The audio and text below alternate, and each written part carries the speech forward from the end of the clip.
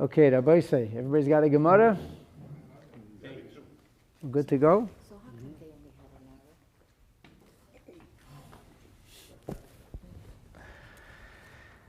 an hour? Daf Tzadik Vov. Today we're on page 96a, 2, continuing where we left off. Last week's episode was called Proceed with Caution. And this week's episode is also called Proceed with Caution, so we'll make it part 2. Proceed with Caution 2. Now, in the Art Scroll version, and I'm going to give this to somebody who needs a Gemara in a minute, 96a2, the beginning of the second column, whoever put this commentary together wrote, the Gemara now begins an extended discussion touching on the question of why God allowed Nebuchadnezzar to succeed where Sanhedrin has failed. I'm just going to say that in my humble opinion, they lost the plot. That's not the point that the Gemara is making. Yes, eventually we will be talking about that too, but that is not what we're going to be dealing with.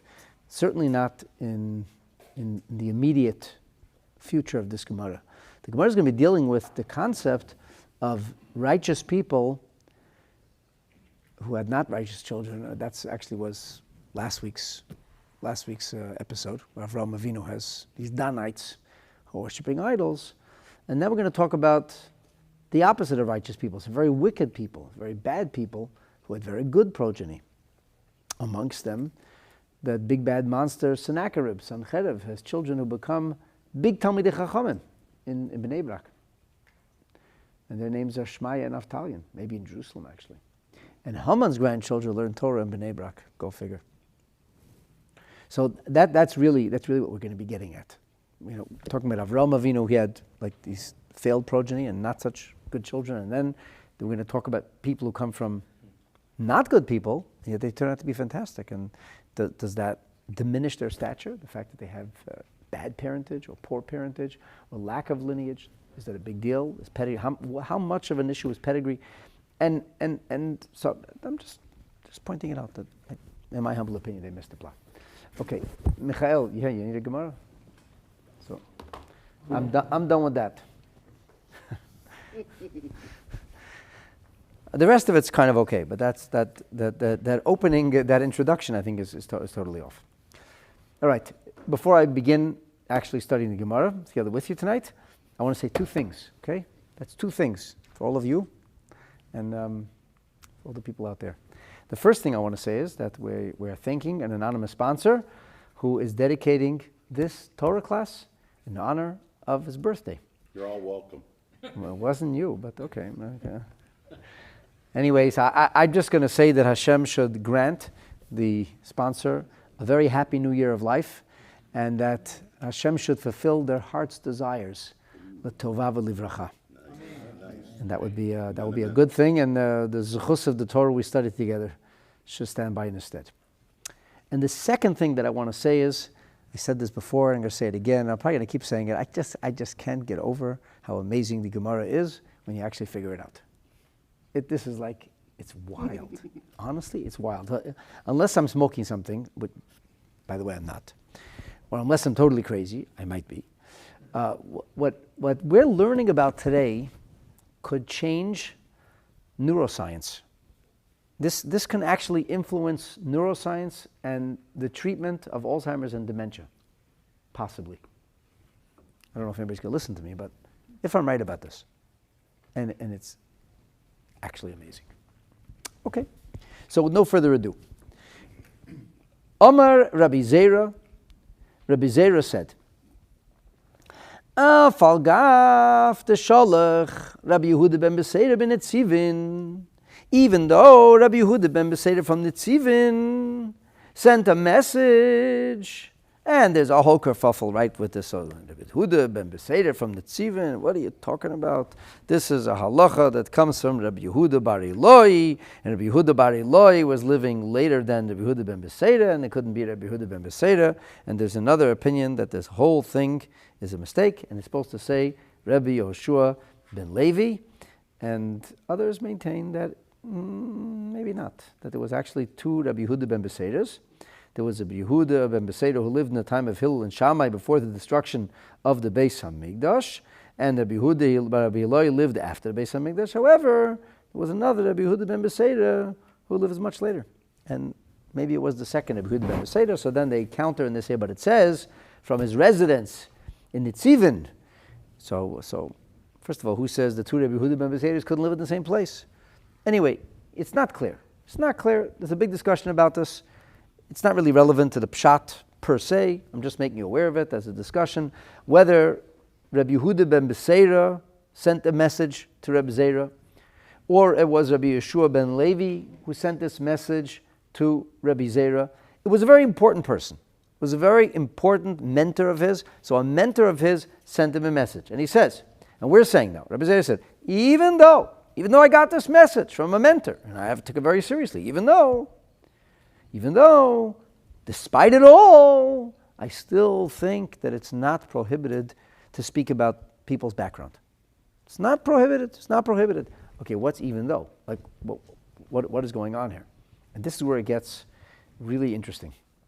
Because the Gemara is going to tell us that Rabbi Yehuda ben Beseira or Rabbi Yeshua ben Levi sent a message to Rabbi Zera, and he said, proceed with caution. He said, well, proceed with caution? He says, yes, for three things you proceed with caution. And the Mefarshim are like, what are these three things? And why did they get grouped together? And it just happened to be three things that he said to proceed with caution.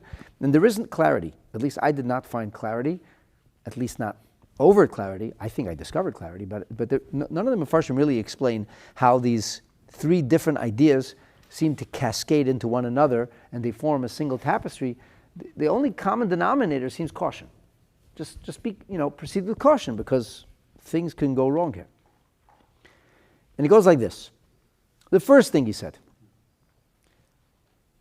Hizaru bizaken sheshachach talmudei machmas onsei. Be very careful, he said, with a zaken, with an elder who forgot his learning as a result of circumstances beyond his control. Dementia, Alzheimer's, so it seems, certainly seems that way. So, like Rashi says, Hizoru bezaken, afal pi sheshachach talmudei, even though he forgot his learning, hoyel umachmas onsehu, because it wasn't something that he purposely did, he wasn't callous about it, he wasn't cavalier about his learning, he didn't want to forget his learning or fail to take the precaution to retain his learning. He lost it because of things that happened. So because he lost it because of things that happened, so therefore, hizaru, be careful. Be careful. Proceed with caution. Now, why do we say to people proceed with caution as a rule? Like, what kind of things do people tell you proceed with caution? There's a hole there that you might not see. There's a hole you might not see, or people take certain things for granted, or maybe it's not clear that there might be some danger lurking, or maybe this doesn't seem very important to you. People tend to be disrespectful to a person who's lost their dignity. A person is no longer a very prominent person. They lost their dignity, so whatever. It's like, dignity is a thing that you have to earn. Respect is a thing you have to earn. And you can lose respect pretty quickly.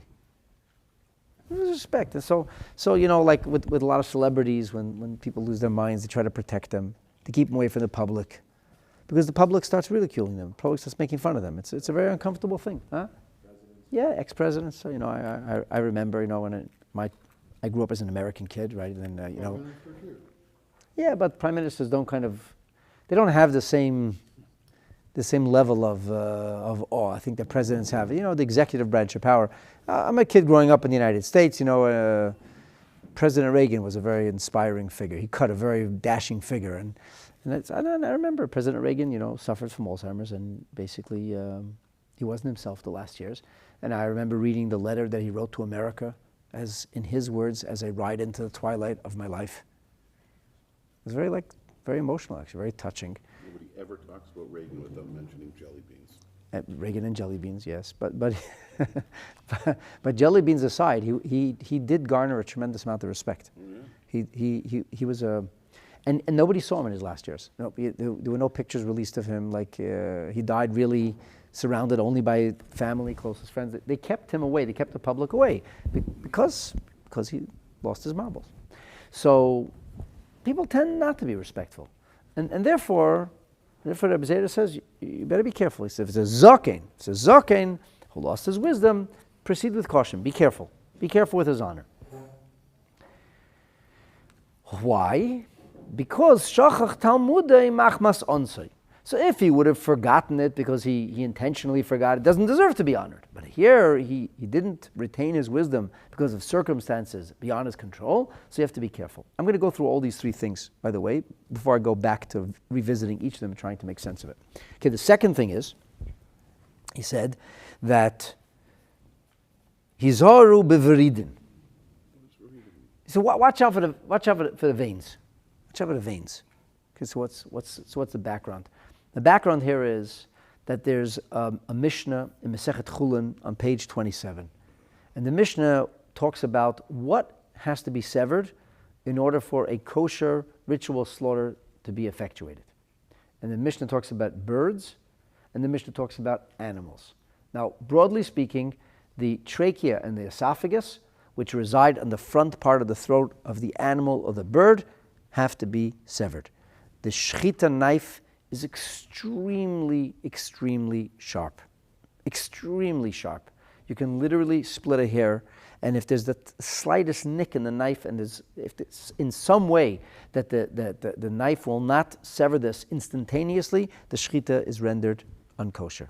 And that's why Shechita is a big deal, and people want to know who their shochet is, and how often does he check the knife? Because it's tiny little cut, they run it over the nail. Tiny little cut, you got to catch it. And it's a really big deal to have proper Shechita. Huh? Less than 20% is successful. Okay. What does that mean?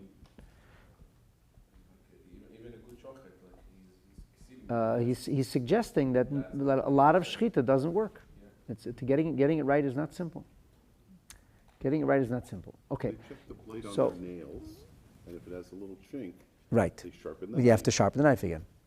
So here's an interesting, interesting kind of gory story that I heard. There was a boy in my class whose father was a shochet, and he once, by mistake, cut off a finger, and he didn't feel it until after. That's how sharp the knife is.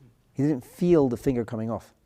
It's so sharp. Baruch Hashem, they able to reattach the finger, and thank God, modern miracles of microsurgery, they're able to actually, the finger's working like he was. So it's very, very sharp. It's very sharp. Now, in order to make sure that's a kosher shechita, so there's a question of do you have to slaughter the trachea and the windpipe, the trachea and the esophagus entirely? If you do most of the trachea and the esophagus, is that sufficient? And with a bird, does it have to be both? Or does it have to be one?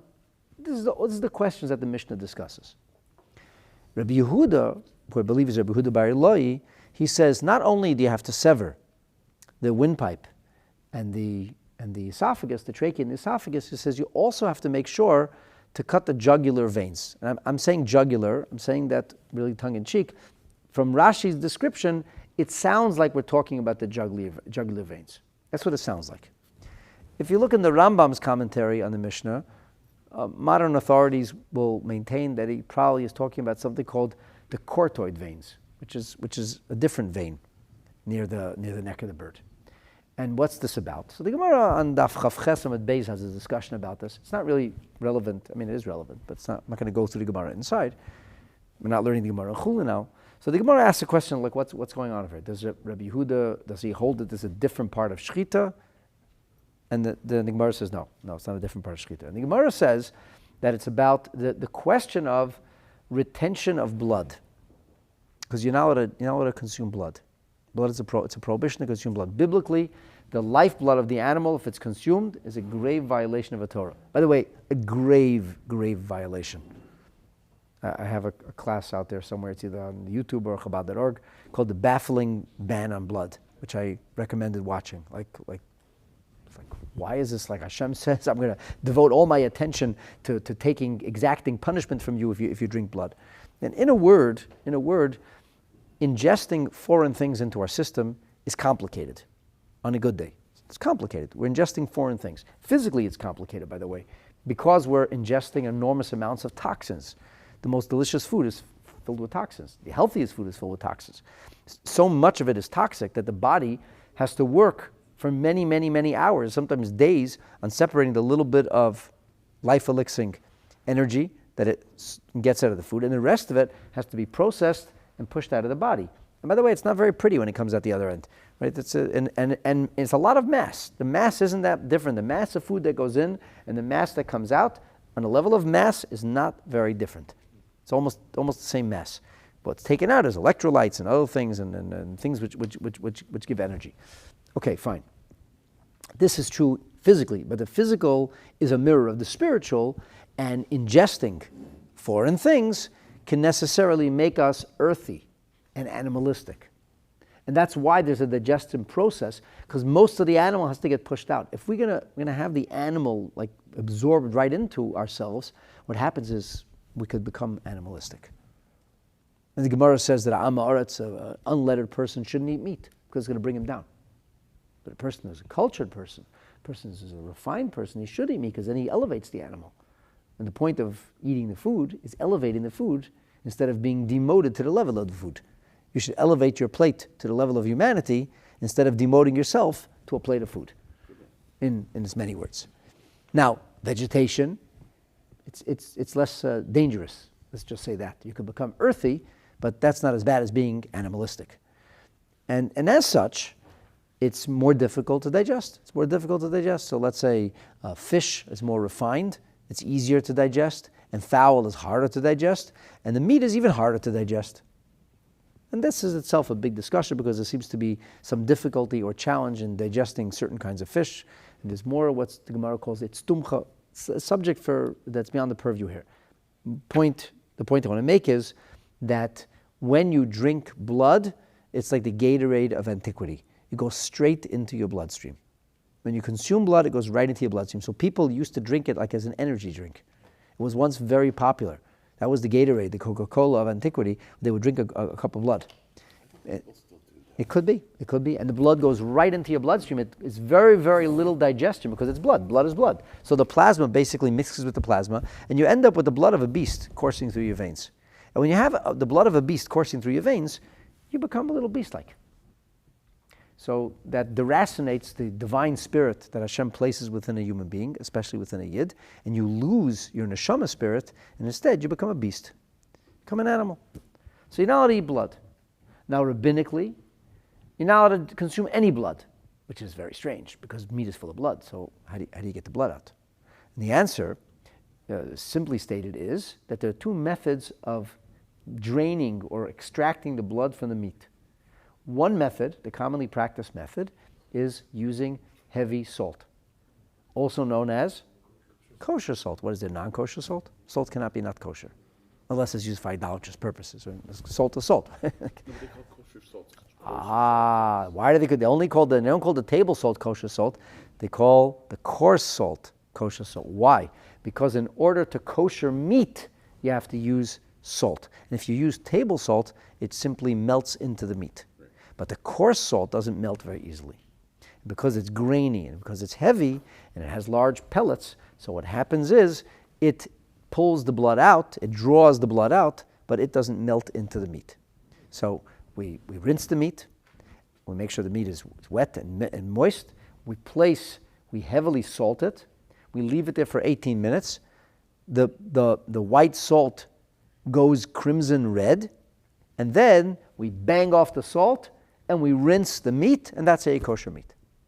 That's how meat's kosher. There is another method, and that is by roasting something over an open flame, which is very not common because for most of us, by the time we're eating the meat, it's been in a lot of fridges and freezers along the way, and it's going to be salted. But people who like slaughter the goat and go ahead and eat it, like people say, I heard in Miron on Lag BaOmer, there's like a custom many Sephardic Jews have to bring a goat and they slaughter it and they straight onto the barbecue. So that doesn't have to be salted, because what happens is that the fire draws it out. The fire draws it out, the meat drips down onto the fire, and you have kosher meat. Liver is a huge issue, because liver is blood. So liver salt doesn't work. So the only way to kosher liver is to roast the liver. That's the only way to kosher liver. And this is a great source of confusion for people who buy fresh liver and don't know how to kosher it and think that salt, you can't salt it, doesn't work. Okay, now, so what does this have to do with the birds? The Gemara says like this: the bird has these veins. Let's use jugular for purposes of brevity and ease. So the jugular veins are filled with blood, and the animal invariably gets dismembered and gets cut up in different cuts of meat. And because the neck of the animal is cut up into different cuts of meat, so the blood that are contained within the veins drains out. However, birds are pretty small, and they have these very, very thin veins. But the thin veins, and the birds oftentimes are roasted whole. Like sometimes you get chicken that's cut up, and a lot of times people get whole chickens. So you buy a whole chicken or a whole pigeon, and you can roast it. So what happens is that the jugular veins are never really cut into pieces. And even though you're roasting it, because the blood is inside the vein, the blood doesn't drain out of the vein. So the Gemara comes back and says, aha, so it's not about the Shechita. It's about the salting. It's about the getting the blood out. So why does Rabbi Yehuda say that you have to cut the veins too? Why does he have to say afavridin? And the Gemara answers that that's because you have to do it at the time of Shechita. Because if you don't do it at the time of Shechita, the blood gets congealed and then you don't let go of it. Even if you put salt, even if you put it on the fire, it doesn't matter. You can't get the blood out also. Now, by the way, the halacha is not like Rabbi Yehuda. The kosher slaughterhouse does not do this. They do not necessarily cut the veins. But Rabbi Zera says, got a message from his teacher, either Rabbi Yehuda or Rabbi Yeshua, who said to him, I know it's not the halacha, but proceed with caution. I'm telling you, Rabbi Yehuda was onto something. The blood's going to get stuck there. It retains the blood. You want to eat kosher food. Hizaru b'vridin. Watch those veins. Watch those veins. You don't do it when you're shecht. You do it after. When you're going to roast yourself a whole chicken, make sure those veins were opened up. Make sure the blood was not retained. Okay, so that's the second thing. And the third thing he says is Hizaru bibnei amei haaretz. Proceed with caution when you're dealing with the children of ignoramuses, of like low grade people. Why? Shemehem teitzeh Torah, because you're going to trifle with them and think, oh, look where he comes from. You should know Torah will come from them. Torah will come from them. That's a weird thing. It's so weird. I know, this is so weird, right? Like, what's going on over here, right? Like, what is this? Really, what is this? What in heaven did we just say? And the Gemara finishes off, Ki ha milsa mid'inlahu. Despite the fact that we got this warning, as per the story that's going to follow, we still would say and acknowledge that such and such is a great scholar, but his father and mother were no hot potatoes. They were nothing great. But they did something great. But maybe they did something great, maybe they didn't do something great. Well, this becomes a discussion. Let's take a look in Rashi, just like, and then we're going to start talking about this because, like I said, it's very hard to understand what's going on here. So Rashi says, Hizaru bivridin, watch out for the veins, Rabbi Yehuda. The Amar, Rabbi Yehuda says, B'shchita schulin, Shchita schulin is the name of the chapter, it's on page 27, that Ad sheyishchat avridin shalaif, the bird is not kosher until you slaughter the veins of the neck. Why? And he says, Rashi explains, and Rashi's paraphrasing the Gemara later on in Daf Chav Ches Amud Beis. Ha'il vitzlu kulu ke'echad. Since you roast the chicken like a roast chicken, not just a pulka, not just a schnitzel, you're roasting the chicken. So chayt chay umal chay, you have to cut it open. Kibasar, like meat of a chaya or behema, like meat of a deer or meat of a cow or a sheep and goat. So in the same way that you cut, he's not saying you have to do the shechita like that. He says, but just be careful, don't roast your whole chicken. If you're going to roast the chicken, make sure you cut the neck open the way you would cut meat also, because if you don't cut the neck open, then you're going to end up in trouble. You might end up violating the halacha and consuming blood. And then Rashi says, Zaru b'nei Ameyaretz, the children of ignoramuses, shenasu talmidei chachamim, who became wise, become scholarly. Laseis lem kavod, make sure you honor them. Make sure you treat them with dignity. Shemehem teitze Torah liyisrael, because Torah will come forth for them, for the nation of Israel. And what's the proof? Shahada Yatsu Shmaya Vavtal, the greatest rebbes of their time, leaders of the Jewish people, and they come to us from whose pedigree? Sanhedrin. Mibnei Banav Shal Sanhedrin. They are from the progeny of Sennacherib. It's a terrible guy. An arrogant person, a cruel person, a ruthless person. Great general. A great general, but not a pious person. Mibnei Banav Shal Haman. I'm just going to, instead of putting the word Haman, because Haman rolls off our tongues very easily, we read about him in the Megillah, I'm going to put the Bnei Banav Shal Sinwar, Bnei Banav Shal Hitler, Bnei Banav Shal Arafat. I'm going to put like the biggest anti-Semites in history.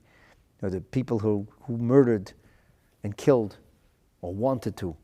And say, imagine their grandchildren become Torah scholars. There was one of the 10 Nazis that there's a story of a famous Nazi who's... I met him. Yeah. His grandson became a rabbi. Right, True. Right. So this is an old story. It's an old story. Korach's kids are... Korach is not Hitler, Korach is a bad guy. He led a rebellion against Moshe Rabbeinu, but Let you're talking about a monster. Monsters. Okay. So these are the children of monsters. And guess what? Guess what? B'nai Shel Haman lamdu Torah b'Bnei Brak. They learned Torah in Bnei Brak. Kidla Haman va'afal gaf. The Amar Rabbi Yehuda. Even the Rabbi Yehuda said, Hachi hizaru b'Bnei Ameyaretz. Watch out. He says, nonetheless, you can acknowledge it. You can acknowledge it nonetheless. Ki ha milsa. And Rashi says, l'kaban meidin. We're going to see a little later what the milsa was, what the thing is. That the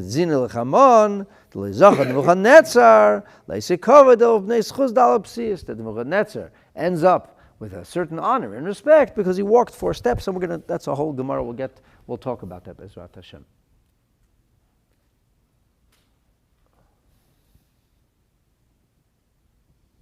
Okay.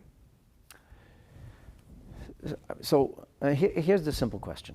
Here's a simple question. I understand that the Gemara wants to tell us about this, this people who come from a background that's questionable or pedigree that's less than, and we should still treat them with dignity, even though, in the narrative of the Gemara, you're going to see that we're going to do the opposite. And I guess the Gemara wants to make sure that you shouldn't think it's cool to denigrate somebody by virtue of ancestry. You should know that as a rule, we have to be very careful about that. And despite the fact this is true, there are exceptions.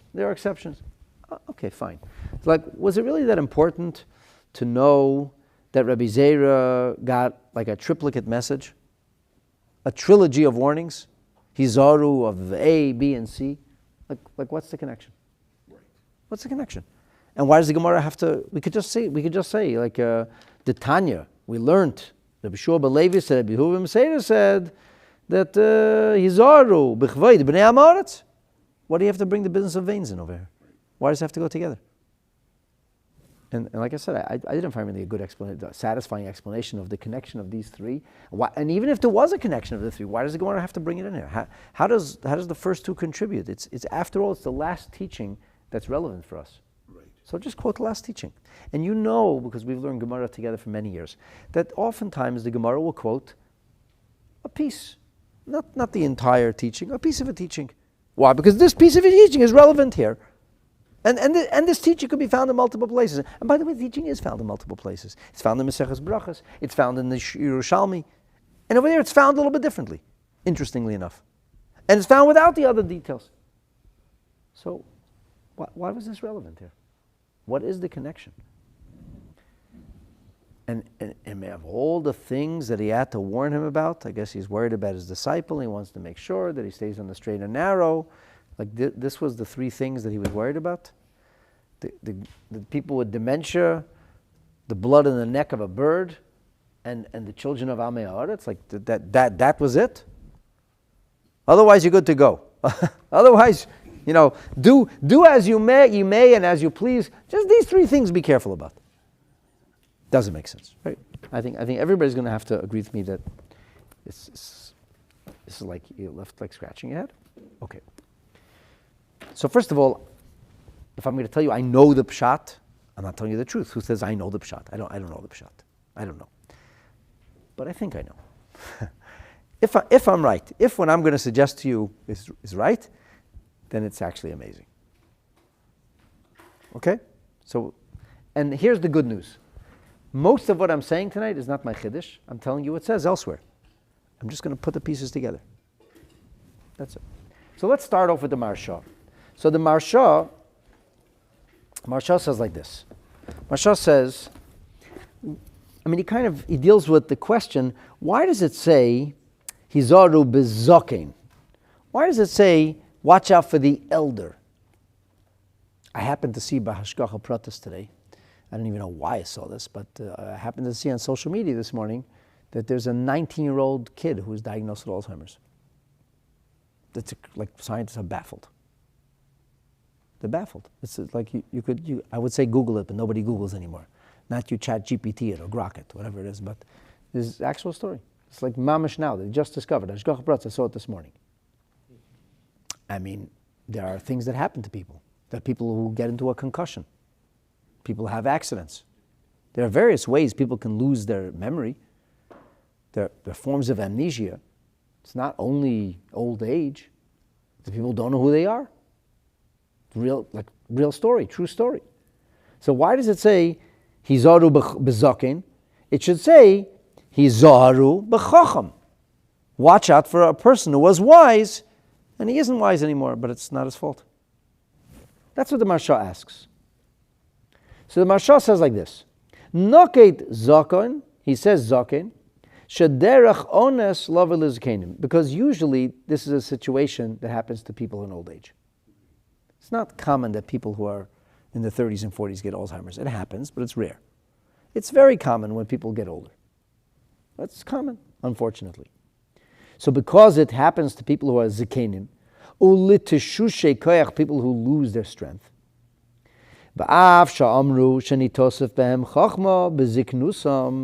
even though it says that an elder becomes even wiser when he gets old. So here our sages teach us that you get wiser when you get old, and he telling us that you lose your marbles when you get old. So he says that's not a question. As long as the elder is healthy and his body's functioning right, he gets wiser. But heaven forfend he gets sick, and I think we would call this dementia or Alzheimer's today. A person becomes weakened. So they become very forgetful.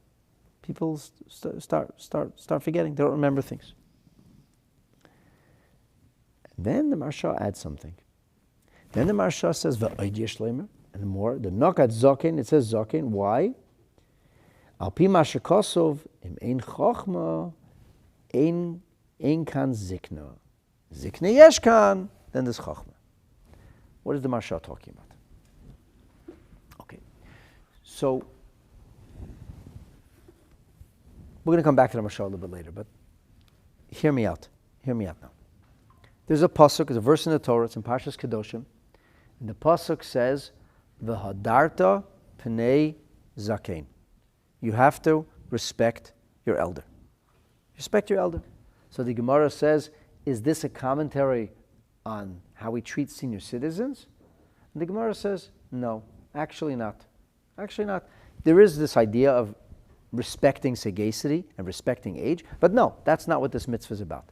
This is a commandment in the Torah to respect. Zaken is ze kana chachma, or ze shekana, the one who has acquired wisdom. So a person who is a sage has to be honored for their sagacity. Sagacity earns honor. And what does it mean? Literally means that it's a mitzvah to rise when they come into the room. A Torah sage, you rise for a Torah sage. That's the mitzvah, that's what the Gemara says. Zeh shekana chachma. Why? What's the reason for this mitzvah? So the Sefer HaChinuch says, for example, that the reason for this mitzvah is that we try to inculcate within our children a value system. What do people tend to respect? Let's say in today's day and age, what do people tend to respect? Money. Yes, money. People respect people with money. Oh, he has money. So, is he a mensch? No, he's not a mensch. Is he polite? I respect that too. Polite? Do they respect menschlichkeit? I think so. I don't know. Maybe. I don't know. In the world today, I think people respect good looks. I think celebrity, the whole celebrity cult. Who are celebrities? School teachers. Intelligence? Intelligence makes you a celebrity? No, I'm not sure. I think that in the Middle Ages, who was a celebrity? The knights, the jousting, the people who could do well with a lance. Who are celebrities today? Hockey players, basketball players, football players, movie stars. We're getting brighter here, right? Okay. Social media stars, musicians. The crazier they are, the more popular they become. Influenced, right? Pundits. Okay. So what happens when children respect that? What do you think happens naturally when children respect that? When there's a value system in a particular society, what does a child want to be? Like their image of these people. He wants to be like these people. So what does the average child want to be today? Children want to play professional sports. They want to be in Hollywood. They want to be famous. That's the things they want to be.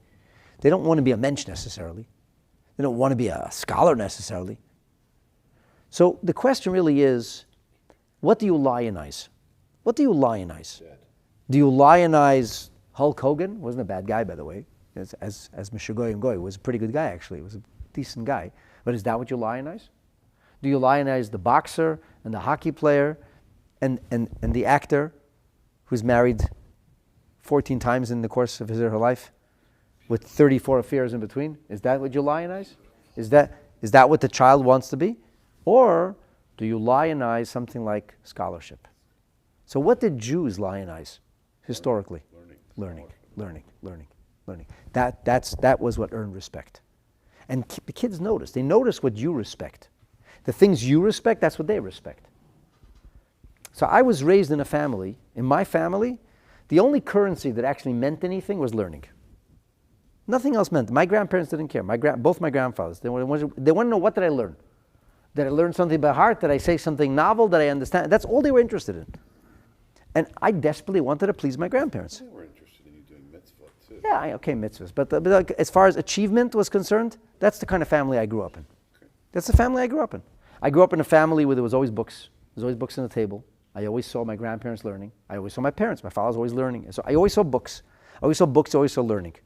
To my father, the number one value that he inculcated me again and again and again was a love for learning and a value of learning. So what do you think naturally that I wanted to do? I wanted to be scholarly. I wanted to learn how to learn. I desperately wanted to learn how to learn because that's the only way I was going to respect in my family. That's the only thing. That's what they lionize. So if a child is brought up in that environment, then in all likelihood that's the way he's going to go. Now, Baruch Hashem, I have a little bit of an aptitude and a little bit of diligence and discipline, so that helps. But at the end of the day, the thing you make your value system, that's what the children want to be. So the Sefer HaChinuch says, when a sage walks into a room, does everybody stand up and say, oh? Or people look, oh, him? Okay, whatever. I heard this story. His older rabbi, Nebuchadnezzar, a widower, so the people in the shul used to invite him for dinner. So the rabbi's walking home with a 10-year-old boy after Ma'ariv, and he says to the little boy, trying to make conversation, what's for dinner tonight?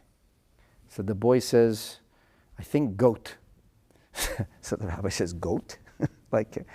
He says, yeah, I don't know. My mom asked my dad, should we have the rabbi for dinner? And my dad said, yeah, tonight's as good as any night for the old goat.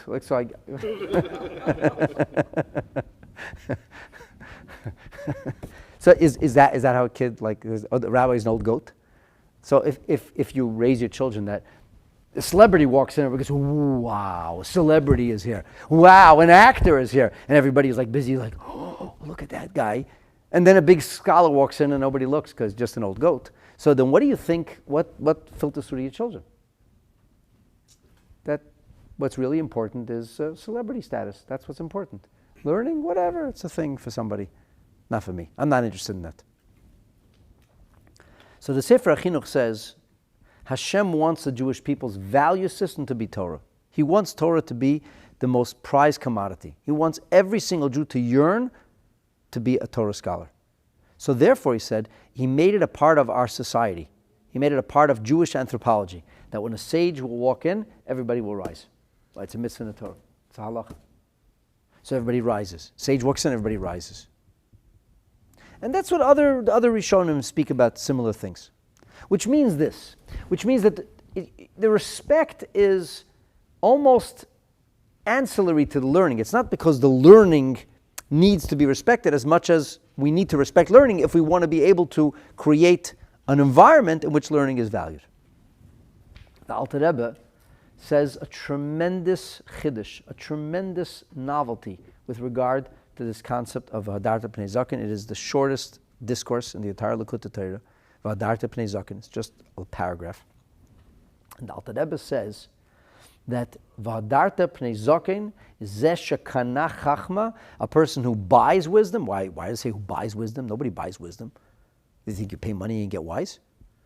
It should say zeh shalomad chachma, the one who learns. The Alter Rebbe says that's the person who acquired it, that it is engraved b'moach zichrono u'beluach libo, that it's engraved in his memory, that it's on the tablet of his heart, to experience it emotionally. We don't forget things that we experience emotionally.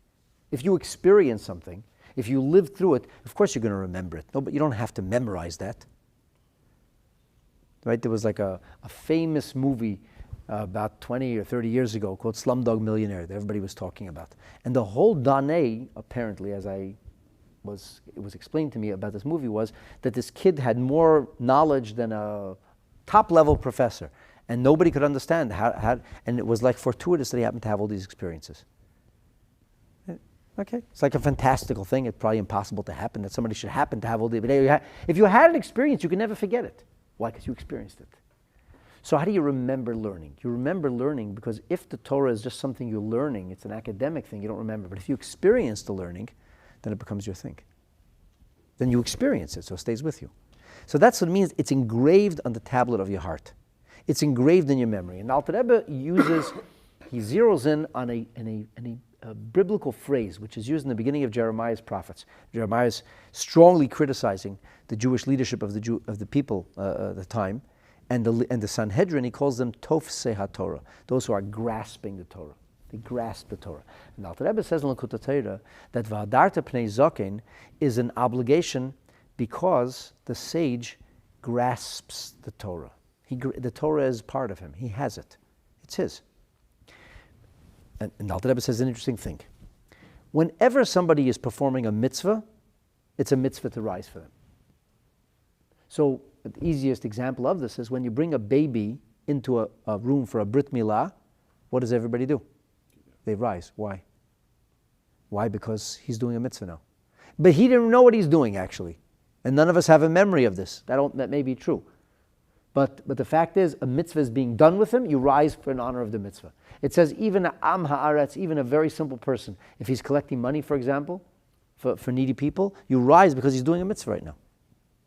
And this is why many theorize the custom came about when a chassan and kala comes into a room. Also in Perek Chelek it says they're like a melech and a malka. When a king and a queen walk in, you have to rise out of respect and honor, but also because they're doing a mitzvah. When somebody's doing a mitzvah, you have to rise. Alter Rebbe said, I don't understand. If he's learning Torah, it's like doing any mitzvah. When somebody's doing a mitzvah, you rise. If he's not learning Torah, so what do I care that he learned Torah an hour ago? Or 2 hours ago? Or 3 weeks ago? He's learning Torah now? No, right now he's polishing his shoes. So why do I have to rise for him? I mean, polishing shoes is very important. You have to have polished shoes, but you don't have to rise for him. When he's studying Torah, I'll rise for him. If you tell me when he walks in the room that his lips are moving and he's studying Torah, so then I have to rise because he's studying Torah.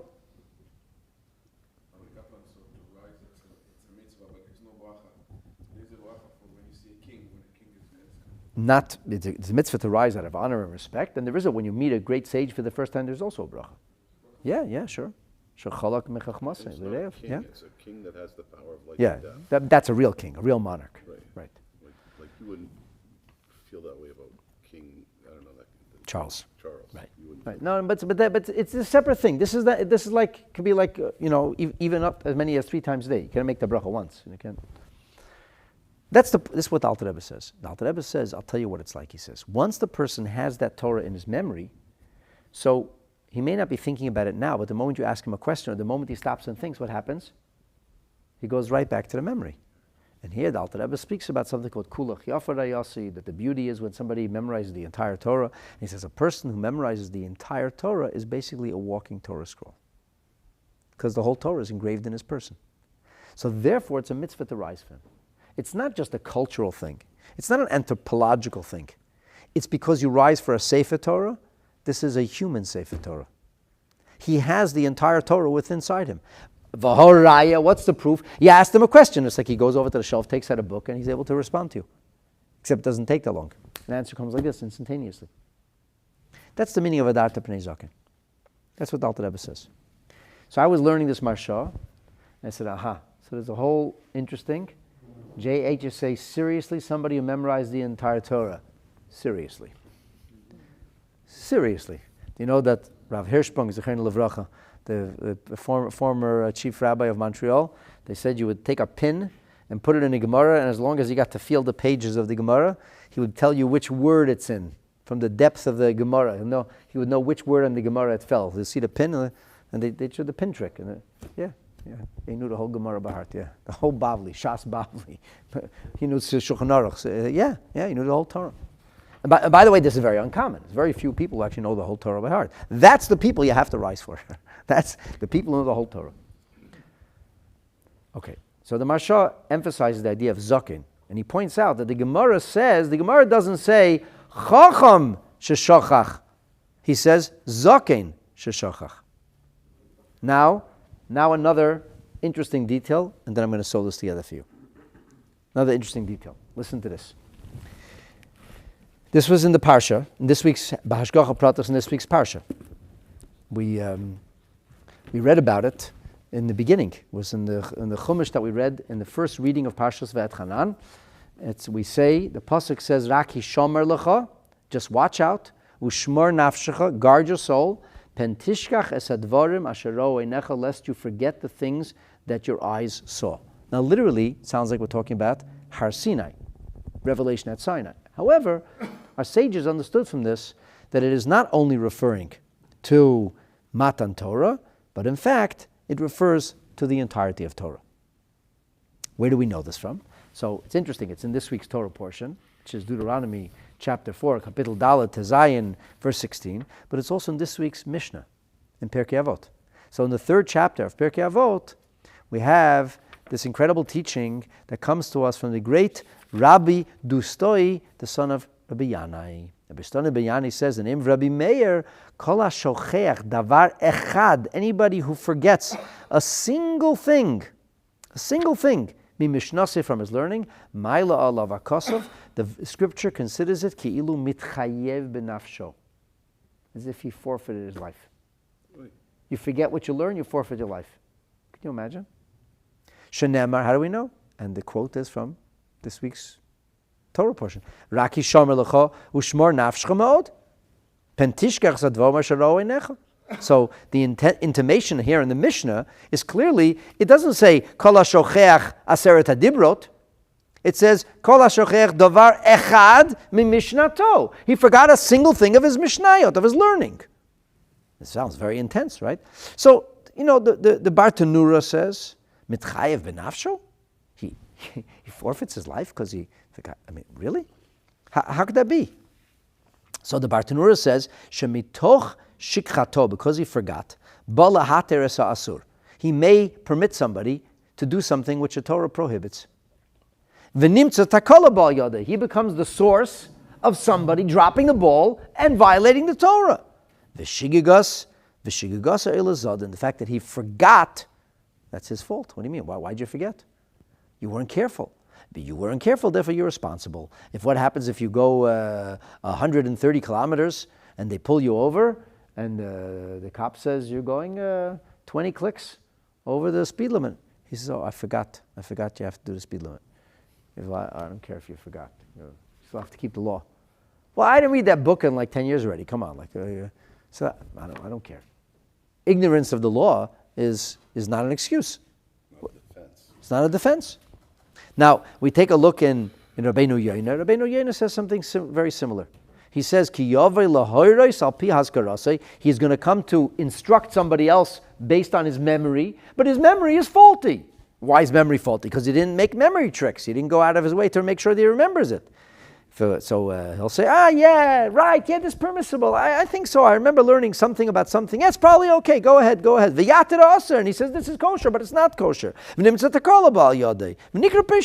called that's criminal. It's criminal negligence. Talmud because the fact that he made a mistake in his learning, it's as if he did it on purpose. Okay, but not all the Rishonim agree with this. Not all the Rishonim agree with this. In fact, so if you look at Rabbeinu Bechaya says, Rabbeinu Bechaya ben Asher, he says, he's shomer b'davar zeh. Harei nafshecha tluya alav. Your soul hinges on this. Im tishkach harei ol netlas nafshecha. You better be watch out. You forget this, he takes your life. And it just says it like that. And you're going to say, what? Really? And then Rashbatz, Reb Shimshon ben Tzemach Duran, he brings down the way Rabbeinu Yoina says it, the approach of the Bartanura. He says, "Ain't in Italy. I'm really sorry. Like that doesn't make sense to me, because somebody gave the wrong answer to somebody, therefore he deserves to die. Seriously? Talk about not being inspired to be a rabbi. I wouldn't answer anybody. What if I give him the wrong answer? I don't know. It's the easiest thing to say. And what if he forgets? So because he forgot, you're just causing people to stop answering questions.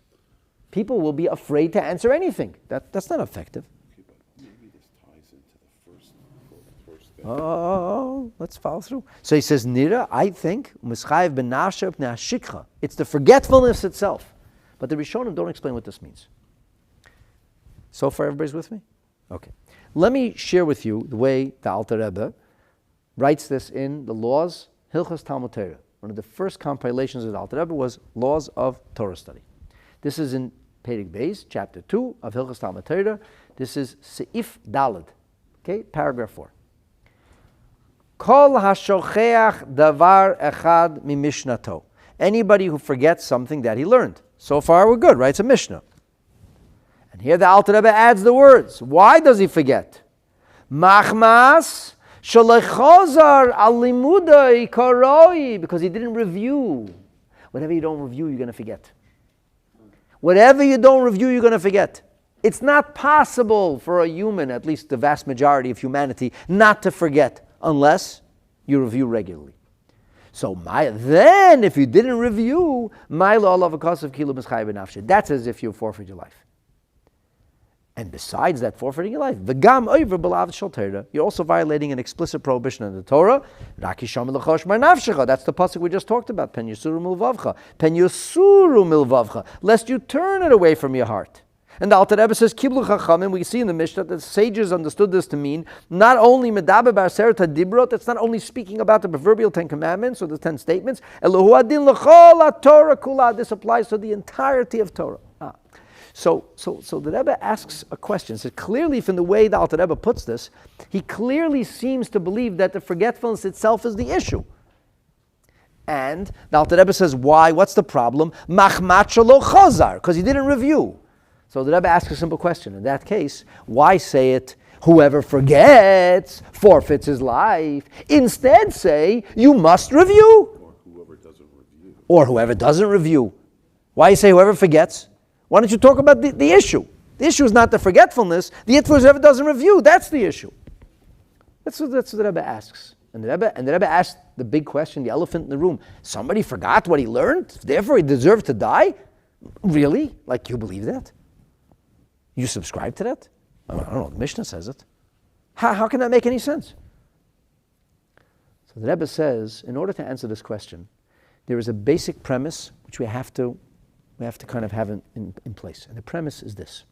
The premise is that the concept of Torah in and of itself is something that gives us life.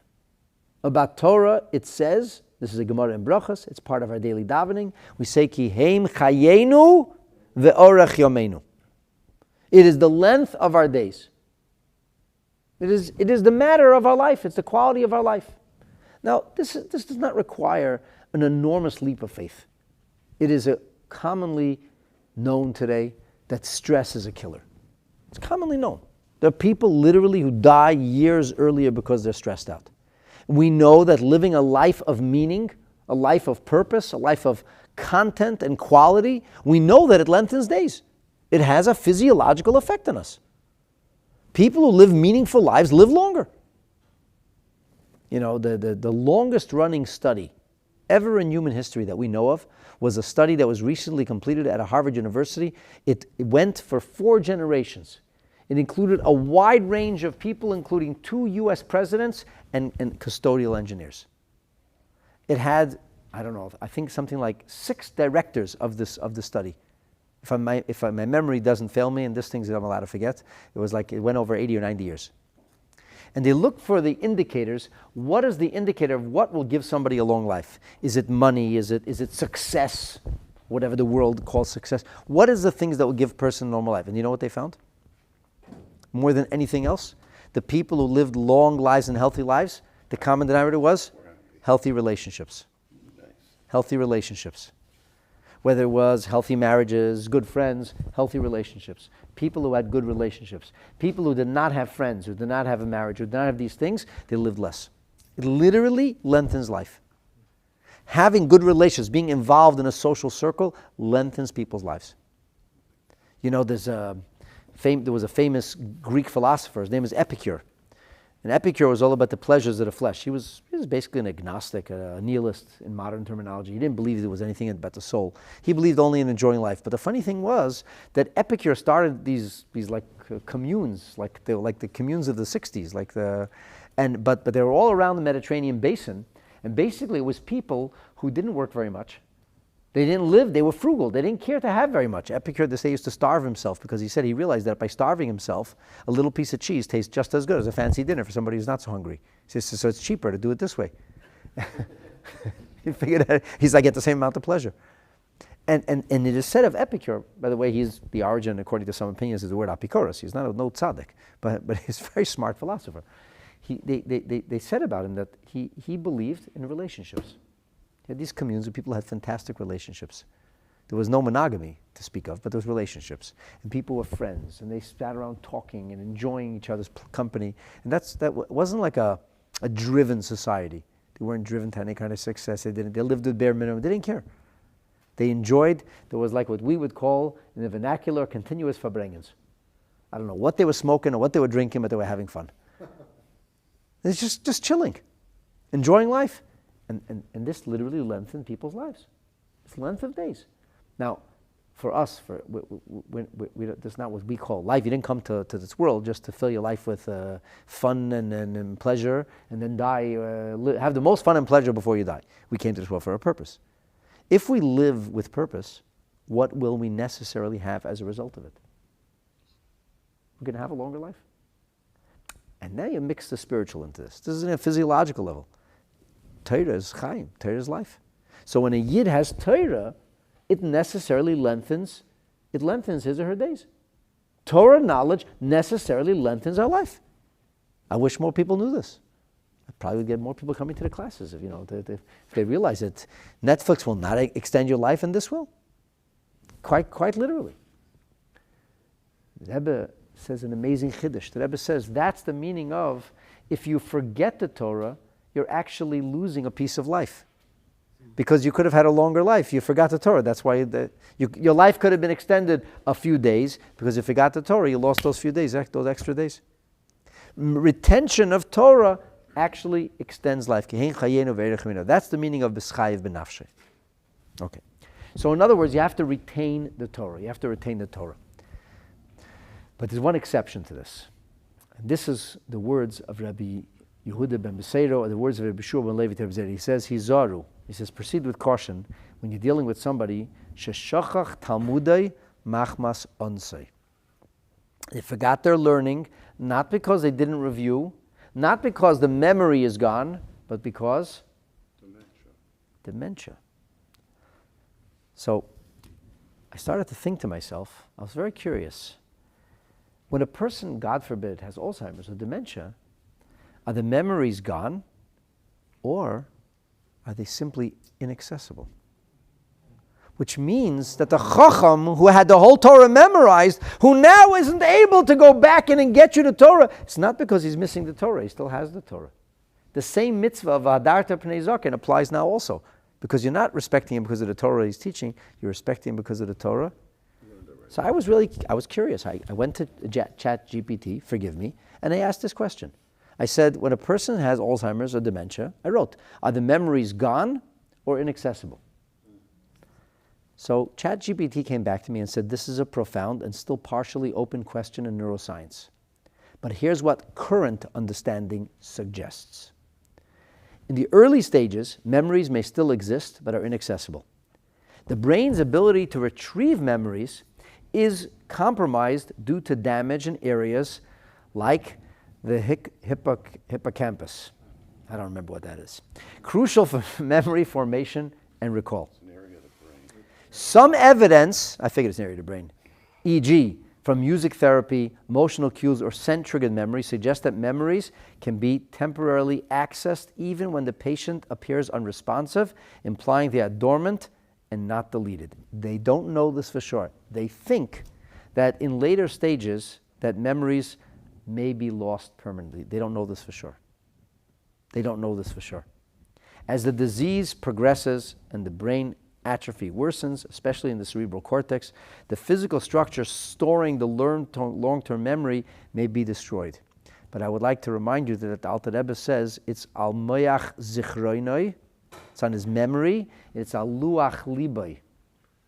It's part of his spiritual persona. At this point, it's not just about access. The information may no longer be stored anywhere. We don't know that. We don't know that. Summary. In early to mid stages, many memories are still there, but access is impaired, like having books in a library where the index system is broken. In advanced stages, some memories are likely erased, but they don't know that. Due to neuronal loss, they don't know that. So here's the analogy. Library on fire. Imagine your brain is a vast library filled with books. It's exactly how the Alter Rebbe describes the Chacham. Each book represents a memory. In early Alzheimer's, the library is mostly intact. But the book catalog and librarians, meaning your memory access system, are malfunctioning. The books are there, you just can't find the ones you're looking for. Occasionally, a familiar song or smell might jog the system and a memory pops out of nowhere. This is why patients sometimes recall old songs, childhood events, or familiar faces when cued. And then they say in advanced Alzheimer's, maybe, they don't know this. It's like parts of the library are literally burned down, whole shelves have been destroyed, memories are gone, not just misfiled. Even if the system works, there'll be nothing left to retrieve. They don't know that. They don't know that. And then they have a case study here. Apparently, there's a widely shared video from a documentary called Alive Inside. An elderly man named Henry was nearly nonverbal and withdrawn due to advanced Alzheimer's. He's given headphones playing music from his youth, and suddenly he becomes animated. He starts singing along. He recalls stories from his past in clear, expressive sentences. Why does this happen? So I have a much better video. My wife's great uncle was a chassid whose name was Reb Zalman Teibel. Reb Zalman Teibel brought a special niggin to Lubavitch. He brought a song to Lubavitch that went with the words, Ano avda de kutsha brichu. I am the servant of Hashem. This is from the Brich Shmei prayer that we recite when the Ark is open. Reb Zalman Teibel was the one who brought the song, and it goes, Ano avda de kutsha brichu. He was very old, or very suffering from advanced Alzheimer's. And there's a video. This is video. And they take him from the home that he was in to see the Rebbe. And he goes by the Rebbe, and his face is expressionless.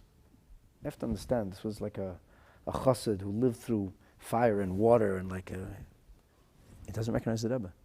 Like a person doesn't recognize their own family. Doesn't recognize the Rebbe. The Rebbe looks at him. He has a blank stare at the Rebbe. And the Rebbe suddenly starts to sing. The Rebbe starts singing, I know, Avdo, and there's a flicker of recognition. His face changes.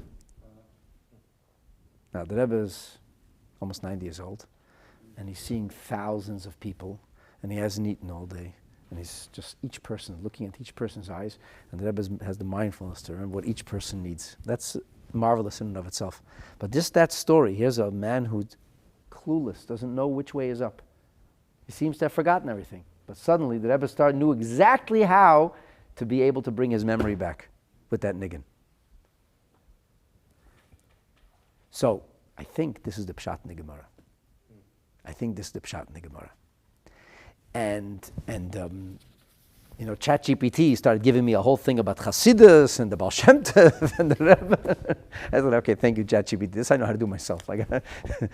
But one of the things they started talking about, they called about the Ur Hagonos, and they talk about hidden light, and they talked about layers of the neshama, because actually the Torah you study in this world, you study in the next world, which means that on some level there's a consciousness that migrates from the body into, and all the Torah you study comes right back. So it's actually a part of you. And this is the pshat. This is the pshat of the Gemara. How do I know this is the pshat in the Gemara? How am I so sure this is the pshat in the Gemara? Because what's the next example? What's the next example?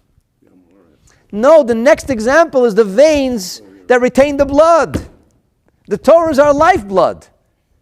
If you didn't drain it right away, if the veins were left, if you kept it intact, it congeals, it becomes a part of the thing. You can't get it out. That's exactly the point he's making. He's giving him a paradigm. He says precisely because the Torah that gets absorbed in the brain, which is full of blood, precisely the way that Torah gets it's engraved and it becomes a part of you, precisely like that. That's why I have to be careful with the veins. And now you're going to think in that case, he says, what if somebody doesn't have this generationally? He didn't get it, like, so to speak. He's coming from nowhere. So he says he's harder. Why? Because these are things that are not inherited. These are things that are gained by virtue of effort and hard work. Torah study is not something that comes for free. Because your father or mother were pious or learned doesn't make you pious or learned. It doesn't matter who your father or mother are. It matters who you are. Did you toil in Torah? Did you work hard in Torah? It's all three the same idea. And this just, when I realized this, it blew my head open. I found amazing the Maharal uses such unusual words which almost have no meaning. He says the father is like a carrier. Seichel is chumri. Seichel is, it's non-physical, but it has to be carried in some kind of physical entity. I'm almost convinced that the Maharal is talking about genes. A recessive gene, passing on in a gene. He says it's got to come from somewhere. So it comes from the father. When the father gives to the child the wisdom, the potential to learn Torah had to have been there from genetically. But you get credit when you activate the genes. To activate it. And this dovetails into what the Gemara says, that there could have been a recessive gene that was passed on anyway. So it's not just has nothing to do with the father. Actually, the father could have passed it on. And it was a lot of things which you know that sometimes skip a generation or a few generations, and all of a sudden it just comes right back. It's a potential thing. But the potential is actualized, and the Maharal used the word chomer, and we know that DNA is like a physical thing. It's physical, but it contains something. Now, there's another way the Gemara learns this. Our Gemara connects it to the veins that maintains the blood. The Gemara in the Masechet Brachas compares it to the luchot that were broken. So the luchot that were shattered still has virtue and value. And there's an amazing sicha from the Rebbe, which is found in Chelek of Da'od and Lekut HaSichos on next week's parsha, Parshas Ekev, where the Rebbe questions why it is that we would take the broken luchos into battle. After all, it doesn't remind the Jewish people of the sins. So the Rebbe talks about the virtue of the luchot, that the luchot, it says, was michtav elikim, and it was the maise elikim. They were fashioned by God, but also had the godly writing. And the Rebbe seems to indicate that when it says that the letters left the stone, it doesn't mean the physical letters. It means the energy, the soul. But once the letters had inhabited those stones were changed forever. And I was thinking to myself that maybe the difference between the two Gemaras is the difference in the theory of neuroscience, of whether the memories leave or whether the memories are just dormant. And even when the memories leave, they only are leaving the stone They're leaving the physical body. They're not leaving the neshama. We keep those in the ark, right? We keep them in the ark. The shadow pieces are kept in the ark, yes. Yeah. So this is, when you put all these pieces together, this is like, wow, this is unbelievable. And the Ben Yehoyada says, such an interesting thing, the Ben Yehoyada says, why do you have to be so worried about honoring these people? He says, because your predisposition is to say, who is he? Look, his father was a bum, a no-goodnik. I don't respect this guy. He says, Mehem teitzetei Yisrael. He says, you know what's going to happen? What's going to happen is these are people who worked really, really hard to get the Torah that they have. It didn't come to them naturally. They weren't born with a spiritual silver spoon in their mouth. They had to really toil to get the Torah. So they have the ability to teach Torah and inspire other people. And you mock them, and you denigrate them. So what do you think people notice? They notice that you denigrate them because they don't listen to them. So that is, in effect, going to stop people from learning Torah. And then the Ben Yehoyada says another possibility. He says, they are the most inspiring people in the community. Why? Because everybody looks at them and says, look at that person. Look where they come from, and look how great they became. So I can't do this. If that person did it, why can't I do it? They become the real heroes. They are the paradigms of perfection. They represent the essence of Torah, not the person whose parents were scholarly and grandparents were scholarly and great-grandparents were. The person who pulled themselves together and said, I want to become a Torah scholar. That's the most amazing thing of all. Rabbi Akiva. Look where Rabbi Akiva came from. That's the greatest inspiration. So the Ben Yehoyada says, be very careful. Because remember, at the end of the day, it's a question of the Torah that becomes theirs. And when they acquire that Torah, it's theirs forever. And they change. They are transformed. And people, by nature, don't think of this, aren't mindful of this. And so, very, very true. On some level, although he had very special parents, but he grew up in a crazy situation. Moshe Rabbeinu did this. The bottom line is that Rabbi Zera got this warning. He said, proceed with caution. Be mindful. Don't fall into the trap of habitual disrespect. Of just, whatever, it doesn't really matter. Because at the end of the day, it's the things that you acquire that become a part of you that are truly transformational. And this is the segue into what the Gemara is going to talk about next. The virtues of something that Nebuchadnezzar did or other wicked people did. And by virtue of that, they gave their progeny a head start. And they were able to provide the potential for future progeny to grow, to learn, to develop, to nurture a greatness in Torah and in Yiddishkeit. And all I can say is, what an amazing Torah we have. Wow, wow, wow. Right? And this could change neuroscience. They just have to learn the Gemara. like if we start to think of these diseases this way, like it changes. Anyway, that's all for tonight. So hopefully we're all going to remember the Torah we learn, and we're going to be able to live well because we have Hashem's Torah within us. We're going to remember it, and it's going to be part of us. And the more we learn Torah, and the more we become mindful of Hashem and Hashem's wisdom, the higher we become, and the better we're able to elevate the world around us. And as the Rebbe told us, it's very important for us to learn about Mashiach, because we learn about Mashiach, and the whole Messianic reality starts to become real because it's becoming a part of our reality as we're learning about it and knowing about it. And we should be Zoiche indeed to the coming of Mashiach and the age of knowledge that will wash over the entire universe. B'mheira will be Amenu. Amen. Thank you so much for joining.